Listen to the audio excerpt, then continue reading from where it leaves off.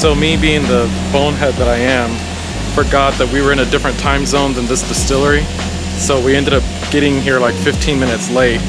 So we missed the first part of the tour.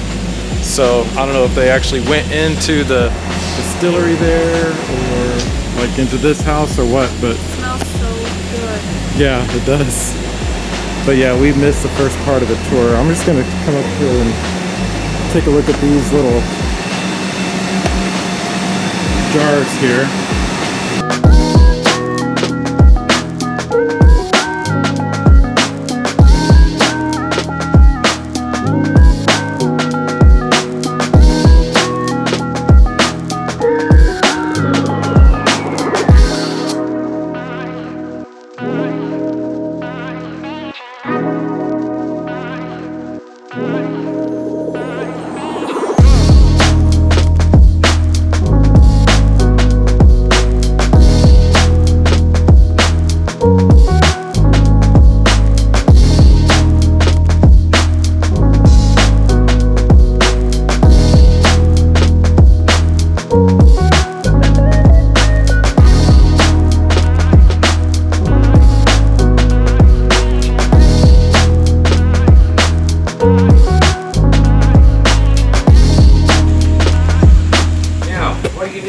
Bourbon. What do you need to age the white oak? Well, you need a brand new oak charred barrel every time.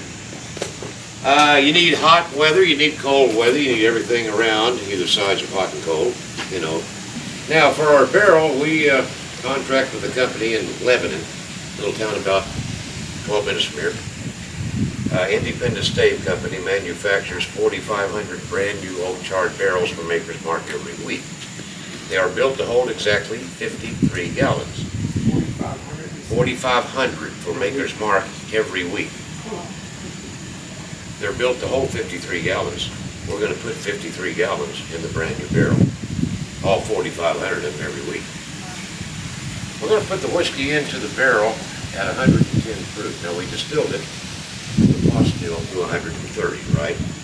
To get it down to 110, we just simply add water to it after we've distilled it to 130. It's done for a smoother, more satisfying drinking experience later, trust me.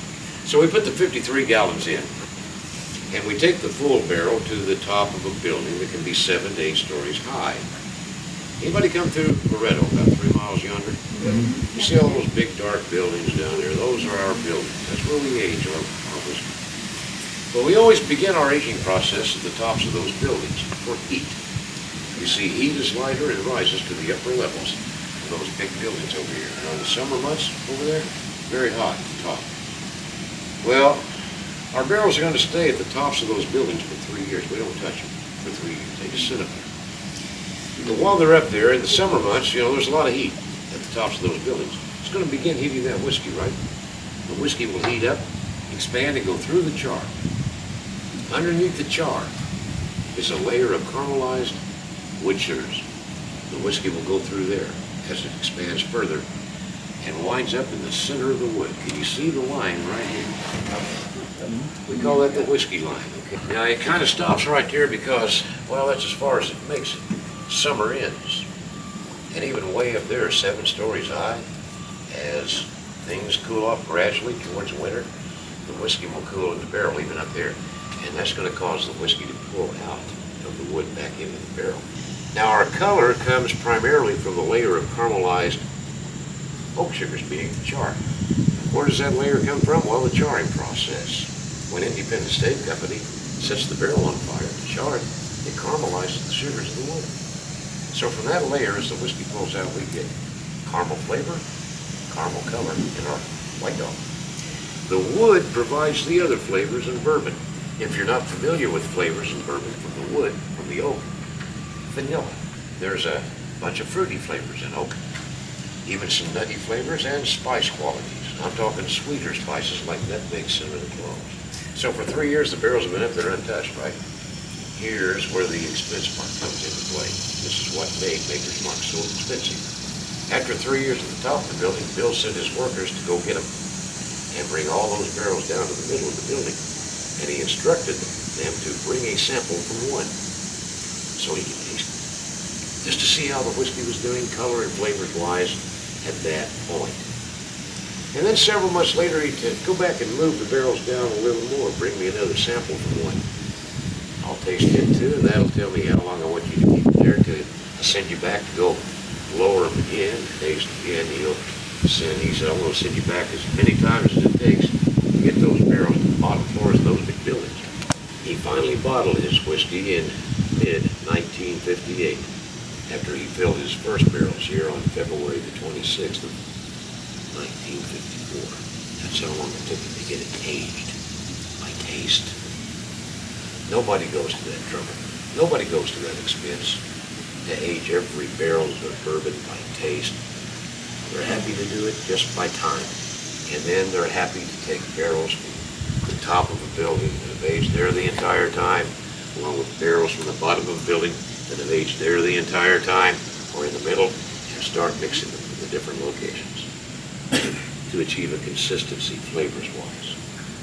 Our method, Bill's method, assures consistency out of every barrel, making it the first premium whiskey ever produced in the United States of America. Premium meaning expensive. It was expensive, and by golly, it tasted expensive. Because of the way we do things, the way Bill wanted things done. We've never changed anything about the way his whiskey has been made. His son, Bill Samuels, took over in 1975 from our founder. Bill Samuels Jr. took over. And he promised his father he would never change the damn whiskey. Dad said, don't screw up the damn whiskey. Bill Jr. said, I won't change your damn whiskey, Dad. You're right back in. Bill Jr. retired himself in 2011. And when his son Rob took his place, Rob had to make that same promise, not to screw up his granddad's whiskey.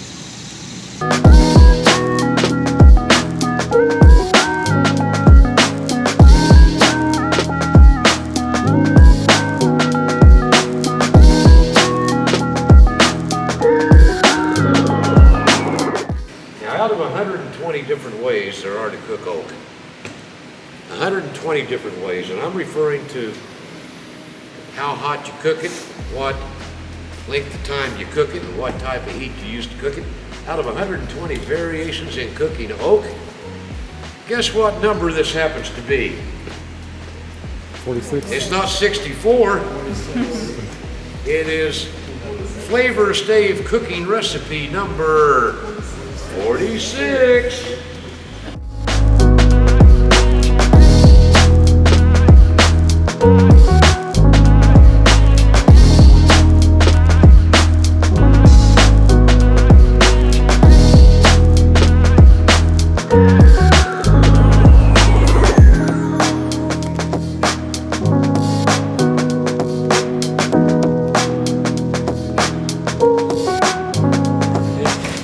So did Junior violate anything when he added the French oak stave to the barrel? No, technically he did not, because he aged Dad's bourbon the way it was intended to be aged. Then he took it out, didn't he? It's bourbon at that point. He just added the wood and put the bourbon back in to flavor enhance it with French oak staves. He was the first person to ever do that with bourbon. So it's still bourbon. Technically it's called barrel finished bourbon, utilizing French oak stave.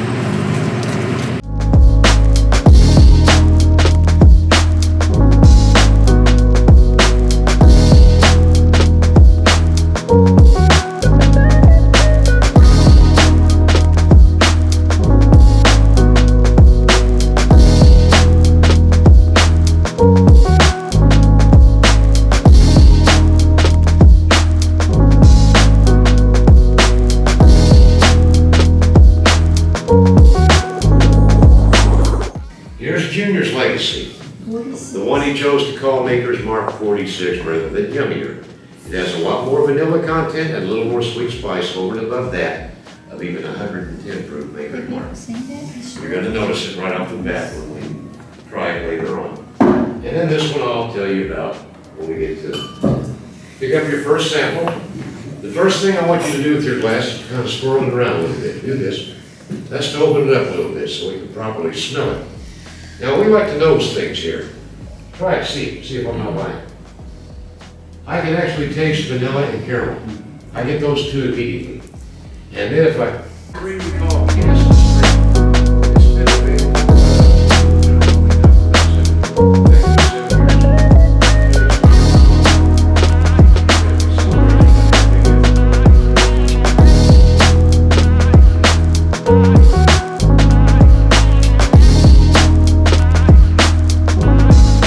now this beautiful 1284 piece glass sculpture has a title.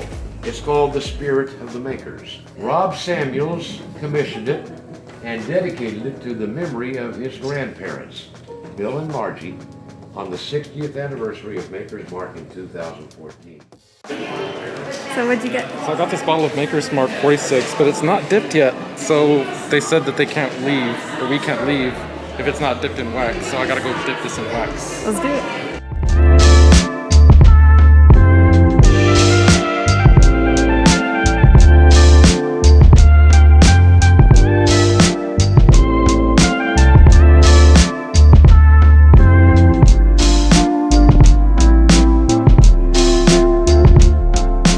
Getting your gear on? Yep.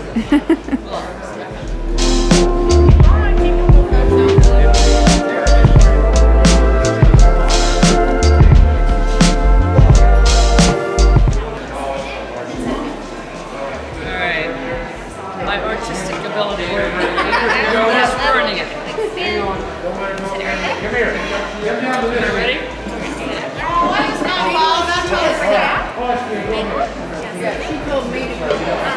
Let it finish your finish crying. Because they're all full. As soon as it's ready, I'll give you a call and let you know it's ready. Thank you. You're welcome. Yeah, before it was all.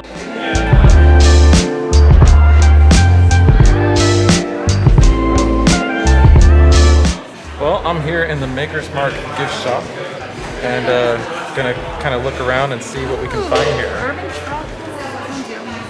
So right up there is where you dip your bottle, which I've just done. Oh, so this is the Cinnamon Dolce. I believe this is the bottle that you can only get here.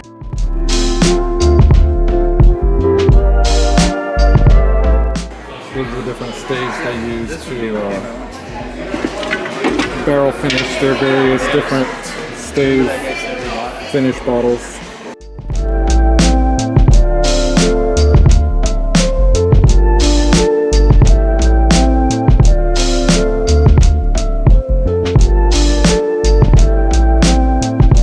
Yeah, the prices are more here than at the liquor store. Like the regular Maker's Mark bottle, I think he said is like $39.99, whereas at like the regular liquor store, it's gonna be like maybe $30.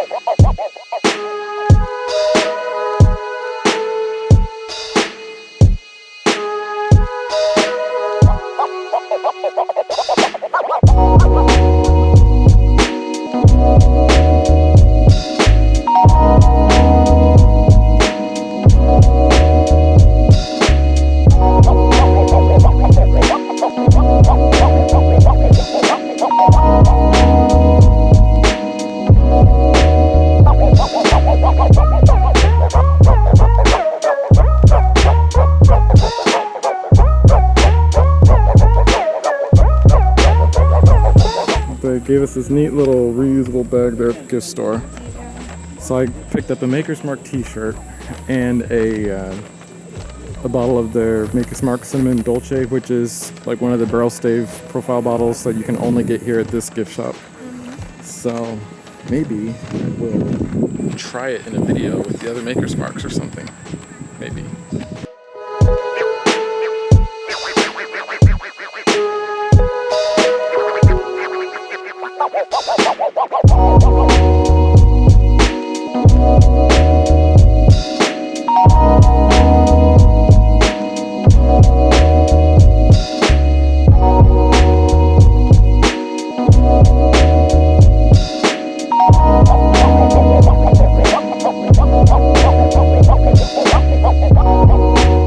The tour's over now, but we're just kind of exploring, walking around the grounds here.